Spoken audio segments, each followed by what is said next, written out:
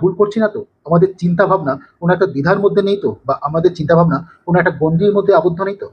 আমি এটাই বলতে চাচ্ছি, উই ওয়ান্ট জাস্টিস, অর্থাৎ আমরা সবাই বিচার চাই। কিন্তু বিচারটা কি আমরা নিরপেক্ষ বিচার চাই, নাকি আমাদের সেই কাঙ্ক্ষিত বিচার? বিষয়টা যদি এরকমভাবে ভাবি যে কোনো একটা অপরাধ ঘটে গেছে এবং তার জন্য আমরা সবাই একটা প্রি ডিটারমাইন্ড হয়ে গেছি যে সেই ব্যক্তিটাই দায়ী এবং তাকেই শাস্তি দিতে হবে, তাতে আইন আদালত কি বললো আমাদের সেটা মনোপুত হলো না। এইরকম একটা বায়াসনেস যদি আমাদের মনের মধ্যে খেলা করে, তাহলে সত্যি কি বিচার নিরপেক্ষ থাকতে পারে? আমরা কি তাহলে সত্যি সত্যি বিচার ব্যবস্থার উপরে আস্থা হারিয়ে ফেলছি, বা পুলিশ প্রশাসন সবার উপর থেকে আস্থা হারিয়ে ফেলছি?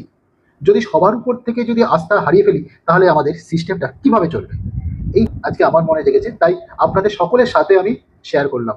আশা করি আপনারা সকলে কমেন্ট বক্সে কিন্তু লিখবেন যে আপনাদের কি চিন্তা ভাবনা, আপনারাও কি সত্যি সত্যি নিরপেক্ষ, যে সঠিক বিচার হোক নাকি আমাদের কাঙ্ক্ষিত বিচার, কোনটা আপনারা চান?